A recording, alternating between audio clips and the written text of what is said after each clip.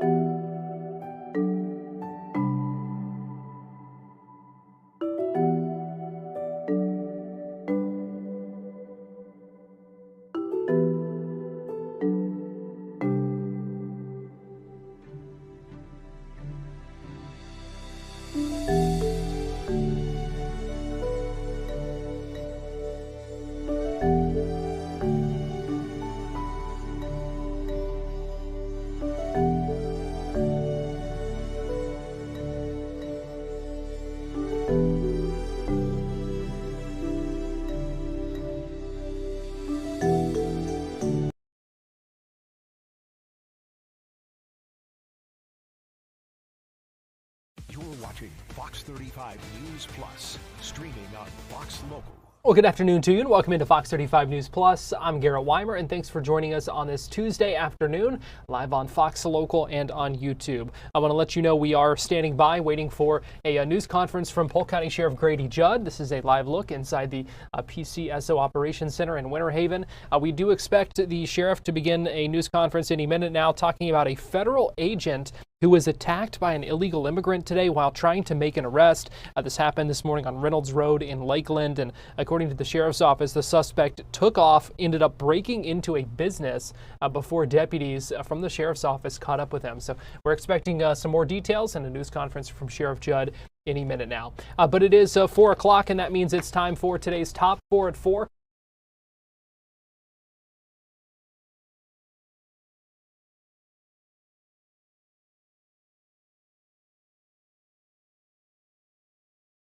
Afternoon. Yeah, we'll get to Grady Judd in just a second. But first of all, that video that keeps getting more and more attention around the country, it's that crash there on the turnpike.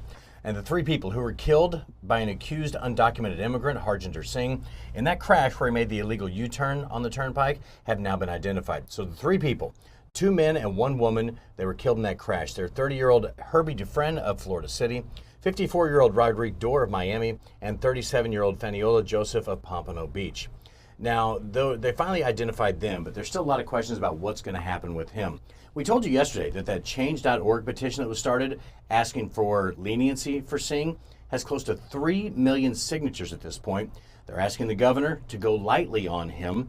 And so I started looking through the change.org petitions. There are several others that have popped up as well, including from the Sikh community, who says that he didn't do it on purpose. It was an accident. They also ask him to go lightly. But just to show you how change.org has now changed over the years, there are about 200 petitions out there regarding this case now. Wow. Some are absurd as asking for the people who signed the first petition to be deported with him. So it just shows, because we had so many questions about this yesterday. How could people support this guy, say he did nothing wrong, when 3 people did die? So illegal immigrant or not, 3 people did die in this case.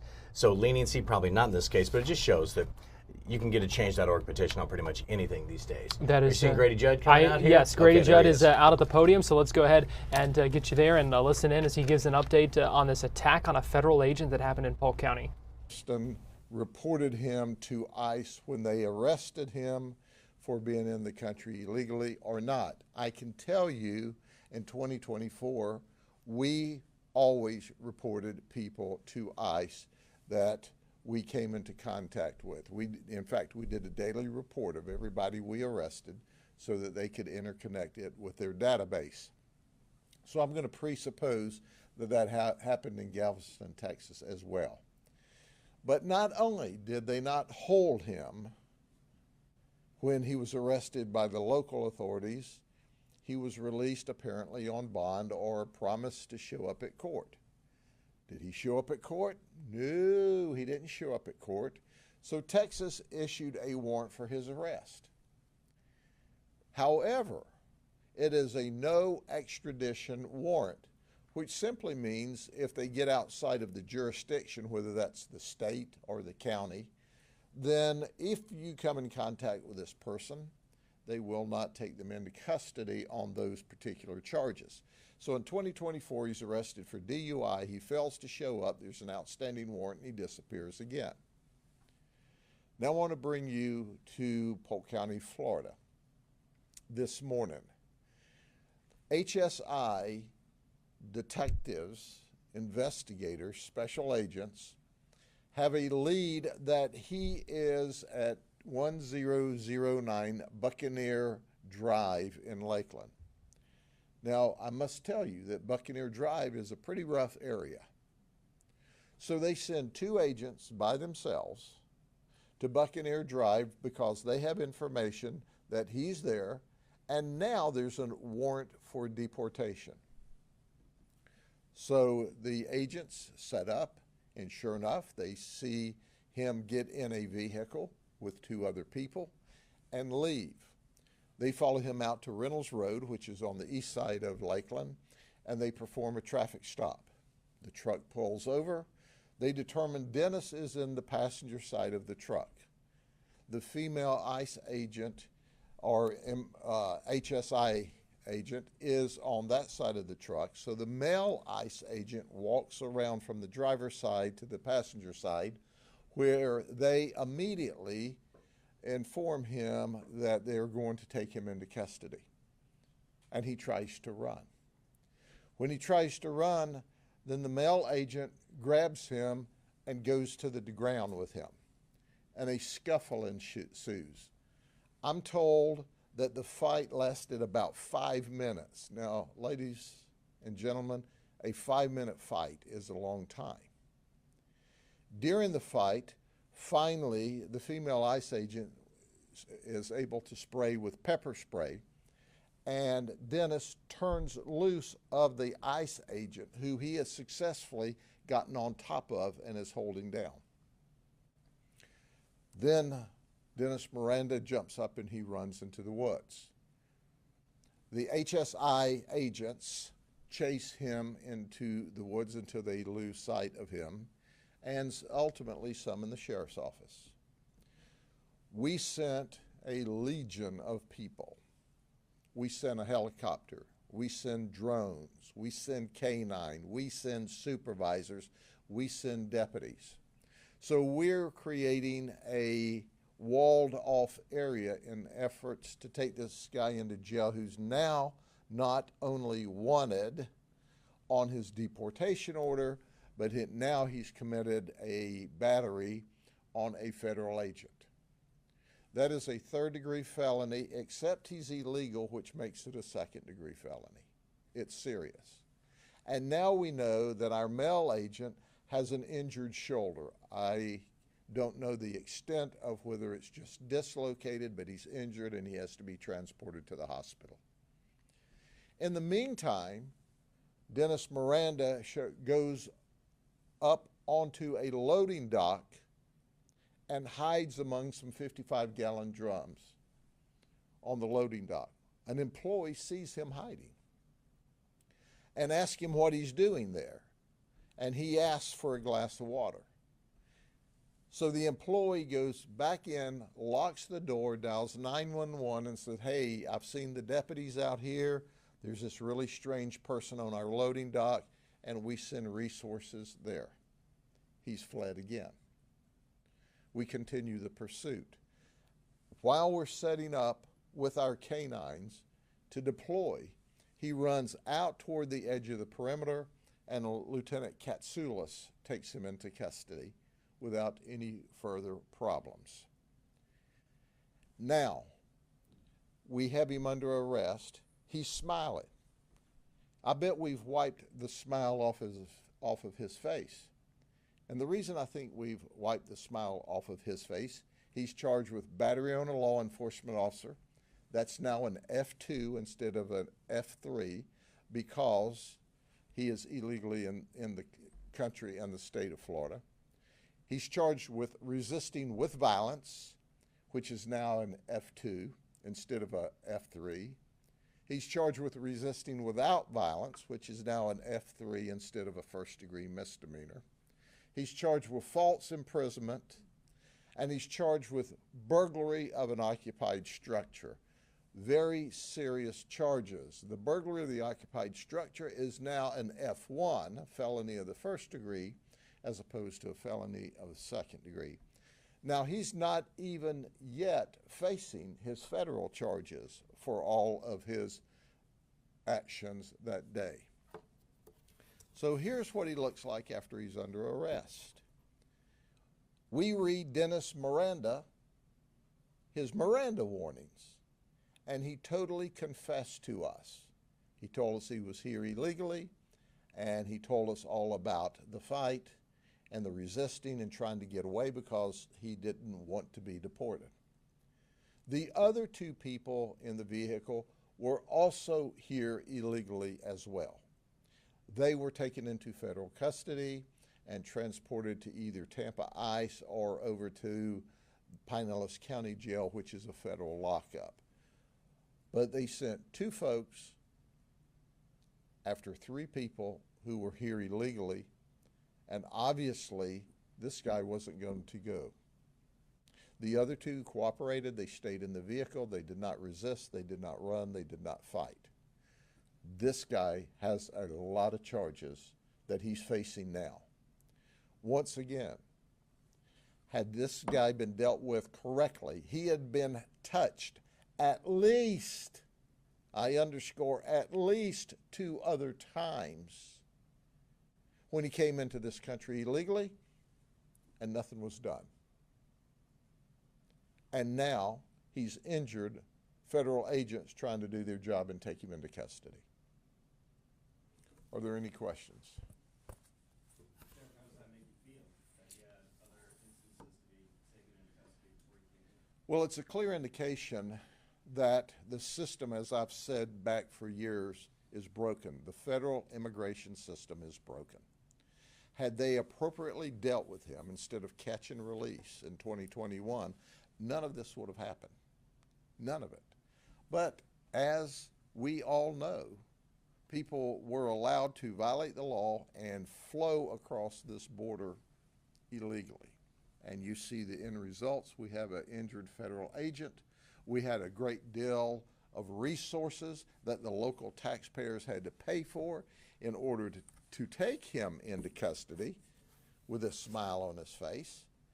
And now the state of Florida and the taxpayers of Polk County are going to have to pay to hire him a defense attorney, to try him. We're going to send him to state prison for a very long time, which is our hopes upon his conviction, not counting what the federal government may want to do with him before he's deported. So it's cost the taxpayers untold hundreds of thousands of dollars before all of this is over with, and it never should have happened in the first place. Do you lay out a timeline of from the time they tried to arrest him on a warrant to when they contacted Polk County, and then from when Polk County was contacted to when he was taken into custody? How much time elapsed? Yeah, I don't have the timeline, but it was relatively quickly. Whenever they called us and called for assistance, then we immediately responded, and we responded with resources. And the first thing you do is set the perimeter, because you have to set a large perimeter and then you start marching the perimeter in.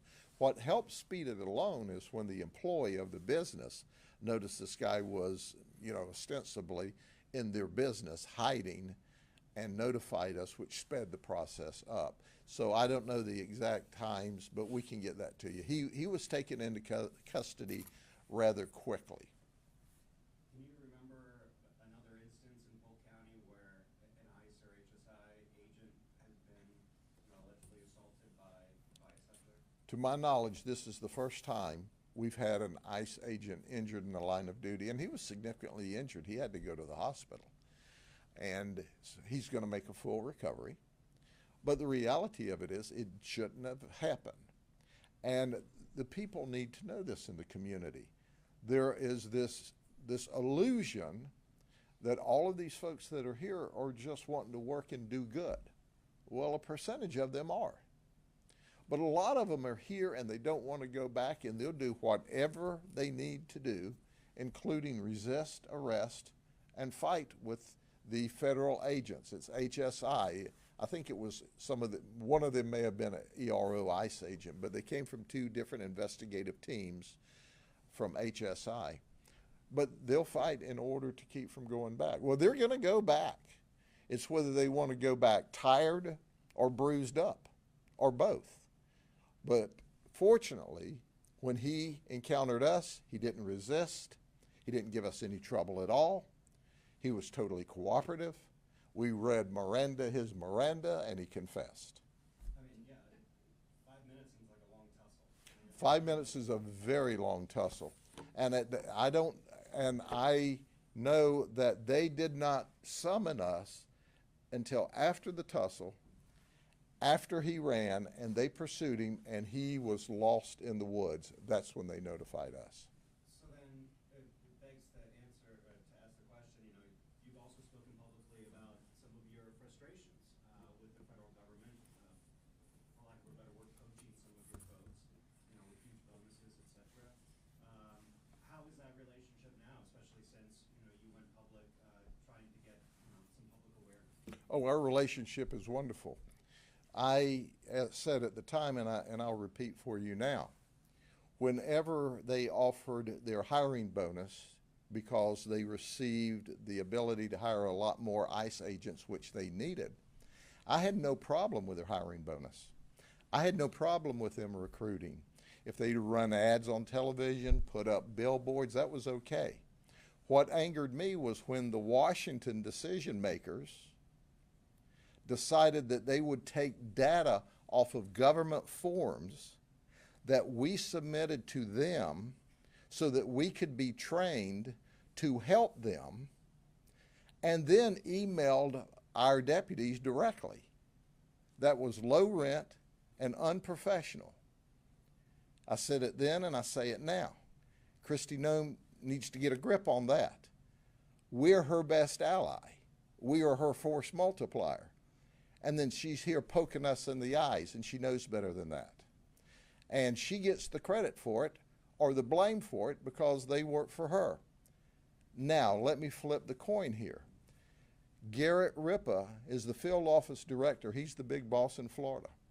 And all the ICE supervisors here, and CBP chief, Denise, all of them are tremendous. We enjoy working with them. We're hand in glove with them. They didn't create any of this problem. In fact, when I called Fuad Ripa, I'm the one that told him. He didn't know that they were recruiting out of Washington in that manner, using government documents that we gave them so we could be trained, so we could help them. He had no idea, and he was very angry. He apologized profusely, but he had nothing to do with that. And our work ethic is that we're mission oriented to do what's right. And ICE needs help, and we're going to make sure that we help them. And we enjoy working with them, quite frankly. There's not enough of them, and there's not enough capacity. But Governor DeSantis made it clear that the agencies across the state of Florida are going to help ICE do their job. And we're eager to keep people safe, starting with the worst first, and take them and turn them over to ICE. Had they called us ahead of time and said, hey, we think we got one, maybe two, maybe three, we don't know, in this house, we could have sent resources with them. We would have assisted them just like we would have assisted a police department or any other law enforcement agency. Okay? Can you describe the distance that he ran through the woods until he got to that business? Do you know, I don't know how far it is, but I think it was right, I'm familiar with the area. I believe it was across the street, so what I believe he did was ran across the road into the woods, and then he circled back and got onto the loading dock at the business, and that's where he was discovered. Then he broke and ran again. Can I also ask, and this may be out of your jurisdiction, which I totally understand, but you said that they used pepper spray. Why weren't more lethal actions taken to try and apprehend this person? If a 5-minute fight and you got 2 agents, I don't understand why 2 agents can't get one person down. Well, they've got 2 other people to worry with at the same time. So it's not like you can just focus on this one person. You also have to be concerned about the others breaking out on you at the same time. So they absolutely had their hands full. And they did a remarkable job. They stayed in the fight, and even with a dislocated shoulder or a broken shoulder or significant injuries, he still stayed in the fight and chased the man down while they were calling for help. So they were just overwhelmed, because they had 3. Fortunately, the other 2 did as they were instructed. But here's the issue. The issue is that ICE needs help, and we're willing to help. There is a capacity issue. But make no mistake about it. If you're here in this country, in this state, and certainly in this county illegally, and you're violent, you violated the laws, we're going to take you into custody. There's a warrant out for you for deportation. There's about 1.5 or I've heard 2 numbers, 1.4 and 1.5 million ICE warrants in the National Crime Information Center nationwide. A proportion of those, and I don't know what that is, are in this state. So when we find that there's a deportation warrant for you, and or you're violating the law here, and we bump into you through our normal course of business, we're going to take you into custody. Yes, ma'am. Let me ask you, talk about the cost of today's operations to taxpayers, but you also mentioned making sure that he has a public defender or that he's constituted for the crimes that have to be being charged with today. Yes. Before deportation. Yes. Most of this cost will be to the state of Florida, because the state's got to provide him with an attorney to represent him, and then the state's got to prosecute him, and upon conviction, then he's got to go to state prison. Then, of course, the county had all the resources that we had to put in place to take him into custody after he fought with, injured, resisted arrest, and fled from the two HSI agents. So the bottom line, it's the cost of doing business. But it's business that we should not have had to have done had the federal government done their job the right way in 2021. I guess my question is, why not let him go to ICE custody and let him be deported? He would have gone to ICE custody and been deported until he committed these other crimes. Now, he's going to go to state prison once we convict him. And then when he gets out of state prison for his transgressions, then he'll be deported. But the bottom line is, when you lay your hands on a federal or local law enforcement officer, when you resist arrest, when you commit felonious battery, when you break into an occupied structure, that's serious felonies. And now, your simple, not much of a criminal history that we know of, just turned into big-time criminal history, and you created that. And that's what he did. Dennis created every bit of his problems today, and the thought would never enter my mind to now put him on a plane and ship him away after his felonious conduct this morning until he pays the price. And everybody needs to know that's here illegally in the state of Florida because of the great work by Governor DeSantis and our legislature, that your first-degree misdemeanor is now a third-degree felony if you're here illegally. Your third-degree felony is now a second-degree felony, and your second-degree felony is now a first-degree felony. So a first-degree felony is 30 years that he could get, not counting his federal charges. So first time out, will he get 30 years? Probably not. But the rule of law is important.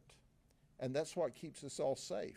And that's why Polk County crime is at a 53-year low in our jurisdiction and our service cities that we police. But I am angry. I'm angry anytime somebody jumps on a law enforcement officer and injures them. Now, whether he's my deputy or a federal agent or a state trooper, makes no difference, or a city police officer. We're all in this together to keep people safe and to safely remove those from this country that are here illegally, starting with the worst first, as I quote President Trump. And this guy was pretty bad this morning. Sheriff, definitely acknowledge the catch and release issue that you made earlier. You did say, though, that, in this particular case, it would have been nice to have, to get a call and to be there so you could help them, with this arrest attempt. Is that something you communicated subsequently to ICE here locally? Like, why didn't you call us? We could have helped you. Do you know, I have a very close working relationship with the ICE supervisors, and I cannot say enough good things about them. And certainly we will have that conversation again. They already know, and we've already espoused to them, look, if you're going to a home and you have a warrant and you ask for backup, we will go there and back you up while you do your federal job. So they decided not to do that on this occasion. I don't know why. But the bottom line is they don't have to notify us. What we do know, anytime you have a show of force, you're less likely to have resistance. And that's not just for this, that's for any when you're dealing with anyone that has a proclivity to violate the law or be dangerous. And this guy just wanted to get away. And he was going to do whatever he needed to get away. He didn't pull a knife or a gun and stab or shoot these folks. He fought them. He's 21 years old and he's a strong young man. He fought them to get away from them because he wasn't going to be deported. He wasn't going to be taken into custody. Surprise, we gave Miranda his Miranda, and he's now in custody. Do you know if any body-worn camera was recording at the time? Has that been taken in for your investigative process? Our investigation is still ongoing, and we will gather up any camera footage that's in the area, and we're still working with the federal government to get any camera footage they may have had. And then finally, my last follow-up, has DC knocked it off? Excuse me? Has DC knocked it off with trying to email your deputies? Oh, no, they've not emailed us again, but they doubled down and just said, yeah, our job is to hire people and we do what we need to do. So they were not responsive to the Florida sheriffs at all. But you know what? We have to compartmentalize that immature, unprofessional conduct and put it where it needs to be. And that's with the leadership in Washington, D.C. of ICE that approved that. And that's where it should be. But that would be like blaming all of the ICE agents and their hard work for some bozo breath in Washington, D.C. making what I think is a very immature decision. But the reality of it is our field office director, Garrett Ripa, his supervisory teams, the ICE folks, HSI, they are remarkable in every sense. They're responsive to us in every sense. I could not be more pleased. Their frustration, I'm sure, is the same as our frustration. It's lack of capacity. And that's the issue, lack of capacity. Okay? God bless y'all. Have a good day. Sheriff Grady Judd wrapping up a news conference talking about Dennis Miranda, a suspect who is in the country illegally, now facing 5 charges here in Florida after the sheriff says he attacked a couple of federal agents who were trying to arrest him on an outstanding federal warrant earlier today in Polk County. Those charges that he's facing here in Central Florida are enhanced because of his status of being in the country illegally. You heard him talk about the penalties that he would face. We're going to take a quick break here on Fox 35 News Plus, but we'll be right back after this.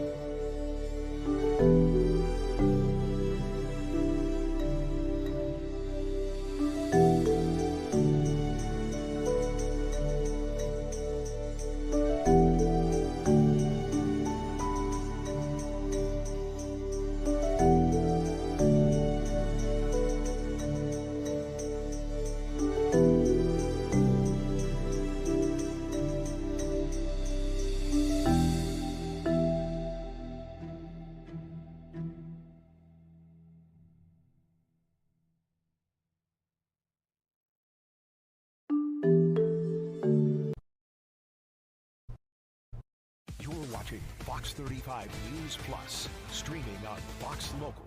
Welcome back into Fox 35 News Plus. Fox 35 Storm Team meteorologist Noah Berggren joins me now. And Noah, we're watching some chances for storms out there and seeing some of that on the radar this afternoon.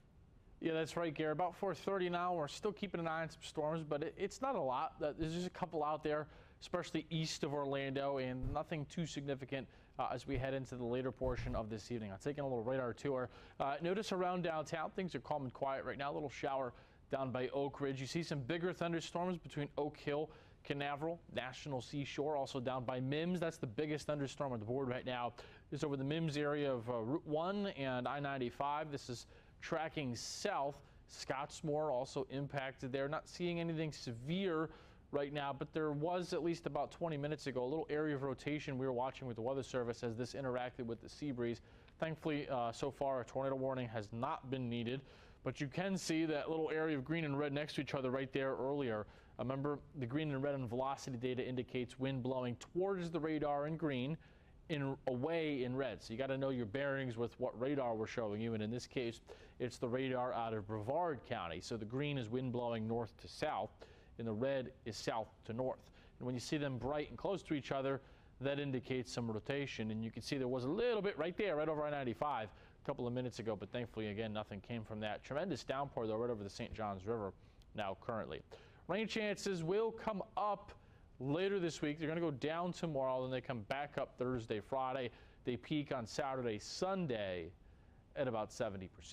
There is a cold front to our north. Actually, Garrett, if you look, wow, is there a front? 100 in New Orleans, 98 that feels like now in Orlando, $105 in Miami, just 73 in Lexington, 65 in Fort Wayne, Indiana, 69 in Syracuse, New York, 70 in Fort Smith, Arkansas, 80 in Memphis, 72 in Chicago. With wind off the lakefront, it is chilly for the time of year. It's not cold, but it's actually well below average. Many of these spots this morning set record lows.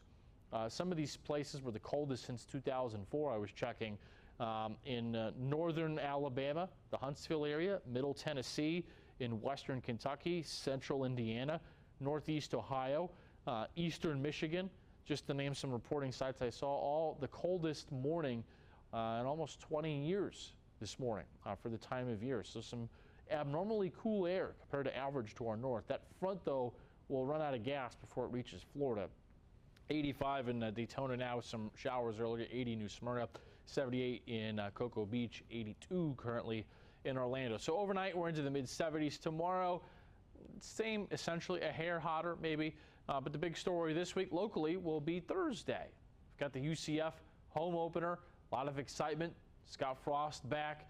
Excitement is high, as it should be. Things are going to be really exciting there. We'll have some live coverage Thursday before the game here on Fox 35. So make sure to tune in for that. But for the tailgates, look, this is what you'd expect for a week one game at UCF for a home game. Is it's hot. It's humid, and there's some vicinity in nearby storms. I was at a couple games last year. The first one I ever went to was the Colorado game, which was awesome. Awesome to experience the atmosphere and the game day stuff at UCF. But it rained torrentially before the game for that, and then it was fine. It was a couple games last year we had early storms, and tomorrow is pretty dry. But Thursday for the home opener at UCF, if you're heading out in the evening, there'll be a few thunderstorms in the vicinity in the early evening. They should clear at the latest by the time the first quarter is done, I would think. So possible there's some pregame and early game impacts, but things overall should clear out nicely, especially by the later part of the game with temperatures falling into the 70s, Garrett. And Garrett, I know you are also a big sports fan, so it's an exciting week, not just here in Central Florida, but across the country. Yeah, love the start of college football season. It's just an exciting time of year. Even if we don't necessarily have those cooler temperatures yet, it's still a sign of fall. Now, Garrett, I have to put you on the spot. Do you have any hot take or bold prediction for the fall? It could be baseball, too. I know you're a baseball fan, too. Any big sports take as we're going to get into fall sports now? Anything? Yeah, Penn State's going to have a terrible year. There's my hot take.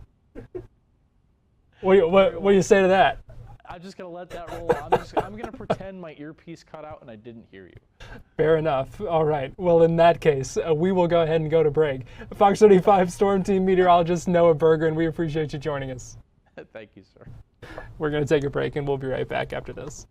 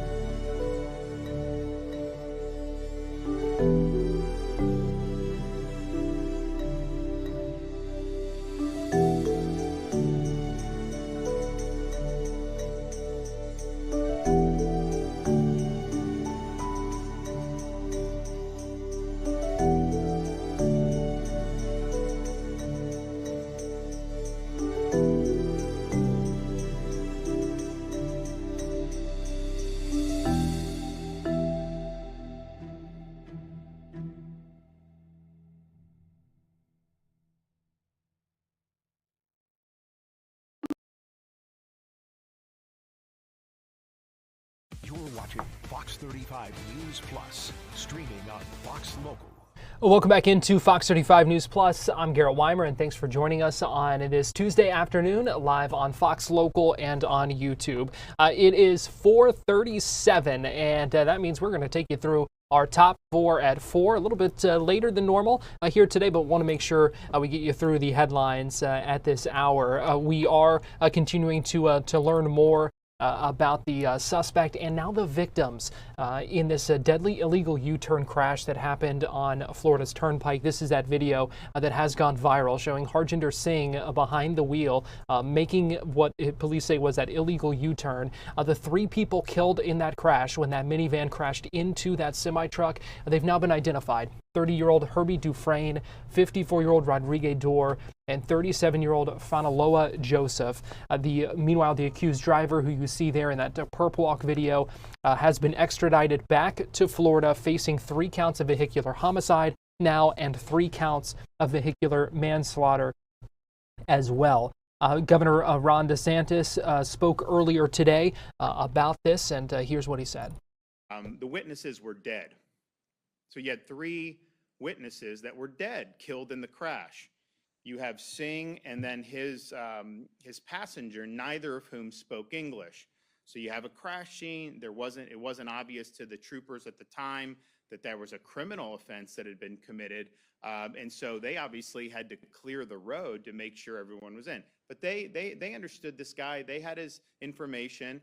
They did what was right. They conducted an investigation. They got the video. And then clearly it was a situation where there was probable cause that a crime had been committed.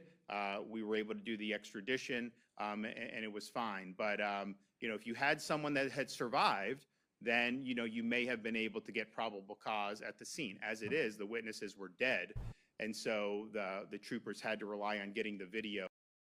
DeSantis there explaining why Singh was not arrested on the scene of that crash. Meanwhile, the U.S. Department of Transportation today announced formal action being taken against several states, including states where Singh had commercial driver's licenses, including California, basically saying these states need to get in compliance with English language proficiency requirements for commercial drivers. This driver in Florida had received a CDL in Washington, California, and was pulled over in July for speeding, and no doubt couldn't speak the English language. Law enforcement in New Mexico did not take his rig out of service. So this one driver touched all 3 states. Based on our review, they are not complying with our rule.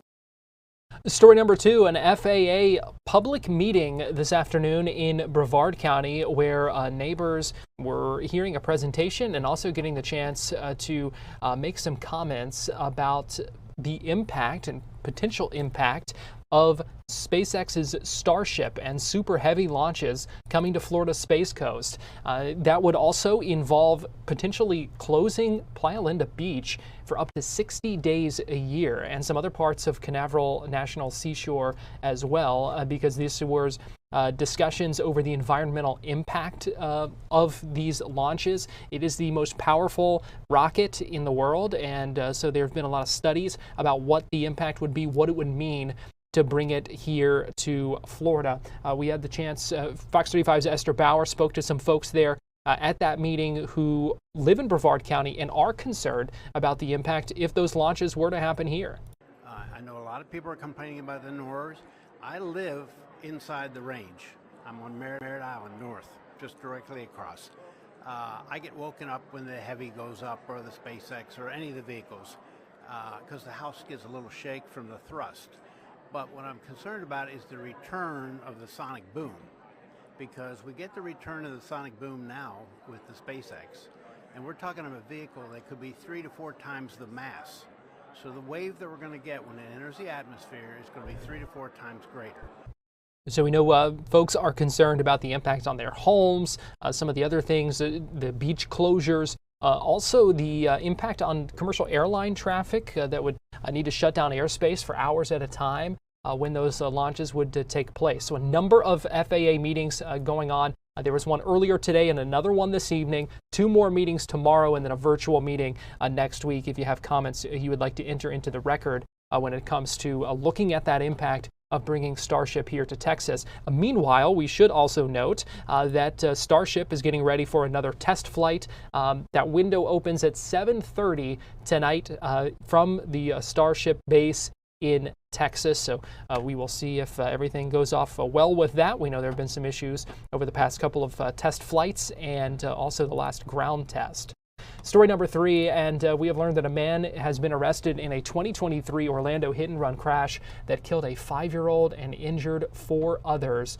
According to Orlando police, they said they have arrested 35-year-old Yosefi Arabu at his home near Clarkona, Ocoee Road, and Lunsford Drive. Orlando Police U.S. Marshals Service arrested him. Again, he is now facing several charges in connection with that crash, including vehicular homicide, leaving the scene of a crash, 3 counts of driving without a valid license, as well as tampering with physical evidence, and a couple of reckless driving charges as well. Again, this crash happened back in November of 2023 on the North Orange Blossom Trail. We know that 2 people were thrown from the SUV involved in this, and the people inside the Mercedes that collided with it ended up taking off from the scene. 5-year-old Ayanna McCoy taken to a hospital where she later died. But again, the suspect in this crash now facing charges and now behind bars. And finally, big news on social media this afternoon. Taylor Swift announcing her engagement to Travis Kelce. They posted that on social media today. Their romance began back in 2023. They have gone public with that, gotten a lot of attention for it. You heard them talk on, Taylor was a guest on Travis's podcast just a couple of weeks ago. So congratulations to them. President Trump was asked about this at the end of his cabinet meeting earlier today, and he said he wished them both well. So that is today's Top 4 at 4. We're going to take a quick break here on Fox 35 News Plus, but we'll be right back.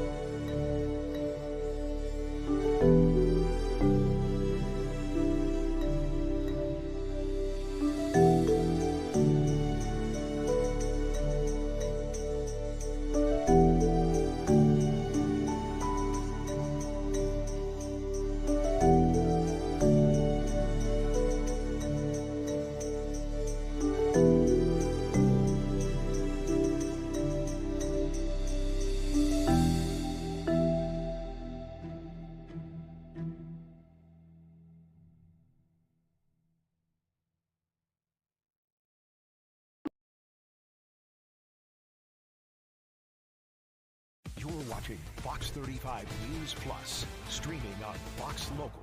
Welcome back into Fox 35 News Plus. I'm Garrett Weimer, and thanks for joining us on this Tuesday afternoon, live on Fox Local and on YouTube. The standoff over the crosswalk continues. This is the crosswalk at Orange and Esther in Orlando, right outside the Pulse nightclub site. And this is video from today as the scene out there has really grown with flags and chalk as people are trying to send a message and have continued to recolor that crosswalk in a rainbow colors after the state painted over it multiple times in the past week as part of a push to get rid of the non-standard crosswalks at intersections across the state. And so earlier today we heard from several Democratic lawmakers in Orlando. They were here for a news conference introducing the Wheelchair Right to Repair Act in U.S. Congress. That was a news conference hosted by Congressman Maxwell Frost. He and also two state lawmakers, State Senator Carlos Guillermo Smith and State Representative Ana Escamani, spoke with reporters afterward and talked with them about the situation going on outside Pulse, advocating for the city of Orlando to sue the state over the Pulse Rainbow Crosswalk and what has happened with the state's position to paint over that rainbow outside what will be the site of that memorial. I do want to play for you as we heard from those officials speaking with reporters just a little bit ago. That's incredible. The governor is now resorting to deliberate lies to defend his indefensible act of state-sponsored vandalism at the site of Pulse nightclub. There is no law that requires him to be cruel. There is no law that requires him to erase rainbow crosswalks. That is a decision that he has made. And what he's also done is he has illegally denied the city of Orlando the opportunity for appeal, for administrative review. He sent FDOT to rip those rainbow colors off of the sidewalk outside of Pulse nightclub in the middle of the night because they knew what they were doing was wrong, and they knew that they would encounter serious resistance from the community here, who, by the way, has responded in ways that are inspiring. Folks are pushing back. They are saying they will not be erased. They are partnering with private businesses to paint rainbow colors on parking spaces and parking lots in Orlando. They are sending a message, not only that they will not be erased, but they are also saying that we will build back gayer and that we will create canvases, rainbow canvases that are more visible, that are larger, and that are gayer than the governor ever imagined. But I want to be very clear.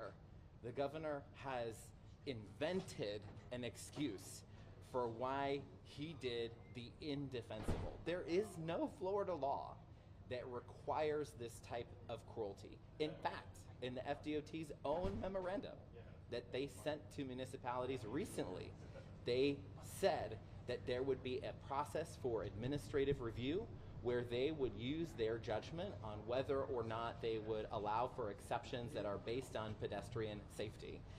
They denied Orlando that opportunity. They have that flexibility. They have that ability to actually make exceptions, and they just chose to deny the city of Orlando that. So what's the next logical step? Because we saw this start, last Wednesday when the first came out and removed the crosswalk with apparently no advance notice, and now FDOT's returned 2 more times at least. And you've seen residents of Orlando objecting to their actions return every single day. Sure. So is this just going to be every single day that we're going to see this back and forth? Well, I think it's incumbent on the new Florida DOJ agency to perhaps DOJ the governor's culture wars against rainbows, because they're now policing the site 24 hours a day. They're now painting over rainbows rather than actually filling potholes and building transportation infrastructure, and they're ignoring real problems that we have in the state of Florida. Fine. So ultimately, I think the next step for the city is that they should appeal to the state, even if it's to a kangaroo administrative court that is going to arbitrarily deny them an exception. And the next steps also are that local residents should continue in showing us their rainbow, painting rainbows on surfaces and parking lots of private businesses that allow them to do this, because we will not be erased. So that leads me to my last question, because I know you got to go. Have you had any conversations with anyone representing the city about their potential legal options? I mean, are you privy to those conversations? I'm not privy to those conversations, but what you can do is you can look and see what's happening with municipalities across Florida. You see that cities are pushing back and exploring their legal options, not only in Delray Beach and Key West, in St. Petersburg, and I would hope that Orlando would be considering the same response. But you're to not the aware of state. anything specific about I think you need to ask the city that. Yeah. I've been saying that this has been a violent act on our community. The state came to the middle of the night and vandalized our community, and not just any place. Look, if you want to talk about paint on crosswalks, it's all over the city of Orlando. Why'd they pick that one specifically? Because he wanted to make a point, and he wanted to assert his control on our community at a sacred site, not just of history read in our books, but memory of our people who tragically died. And so it's despicable. My hope is, no matter what your political persuasion is, doesn't matter who you voted for, that we come together and we speak out against it. And we have. And you've seen the way Central Florida has come out to that spot every day, whether to repaint it or to re-chalk it, and to say, we're not going to let people like Ron DeSantis silence our community. Would you advise the city of Orlando To sue over it? Yeah, I think we should do everything we can to fight back against this authoritarian government. So the suing for touching our property like that, I think is definitely a course of action. I mean, the state says this is a state right of way, so they had, every, right. There was absolutely zero notice given. As has been given, there's been notice given to all the other cities in Florida. How come Orlando didn't get any notice?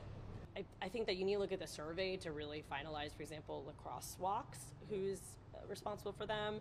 But I mean, as it pertains to the state exercising right of way, I think that's pretty black and white, unfortunately.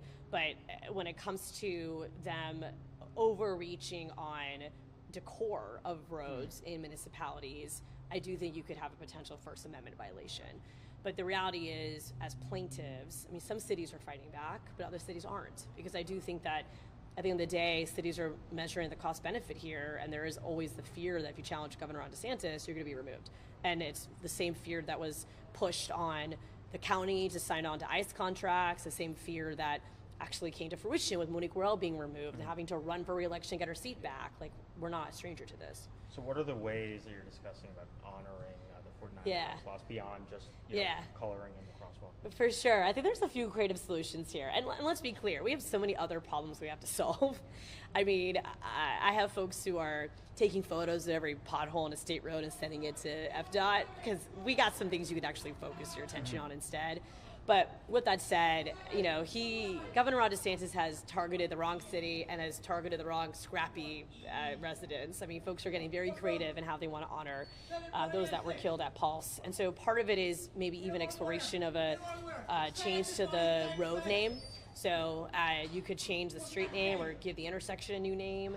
Of course, the private businesses around us could also update their artwork to reflect back on the memorial in values that show solidarity.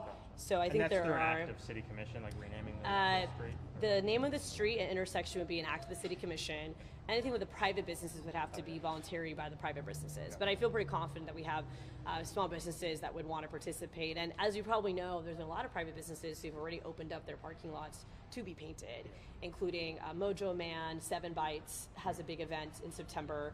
They're going to let artists repaint their entire driveway and parking lots. And so you do see some private businesses already stepping up, but I would love to see the private businesses in that corridor do more as well. I know you can't necessarily speak on behalf of the city, but are you aware of any options that they're considering in terms of a possible lawsuit over this? I mean, I think the reality is that a lot of folks are just keeping things close to the chest of what their options are as they attempt to explore.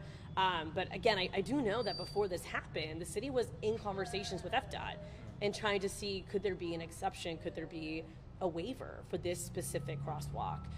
Especially knowing that FDOT has encouraged this type of expenditure. I mean, FDOT gave out awards for crosswalks being decorated because of safety. Tampa Bay got an award for this not that long ago, and so there was an effort to be collaborative, and then all that just and it was FDOT that installed the Pulse crosswalk, right? It was an FDOT approval. FDOT approval for sure. I mean, everything that we do is in is always in partnership with FDOT. I mean, to provide more context to that, I have historically have a wonderful working relationship with FDOT. I meet with Secretary Perdue, I meet with Secretary John Tyler, I meet with Lori Bobo. These are all folks that we've always worked on because we have some major state roads in our district, including Robinson Street, which is a state road, Mills 50 is a state road, Colonial, obviously. So we've always had a great working relationship with the Department of Transportation. It's sad to come to this point where they're not even picking up our phone calls. We're going to take a break here on Fox 35 News Plus, give you a live look at downtown Orlando as we go to break, and keep it right here on Fox Local. We will be right back.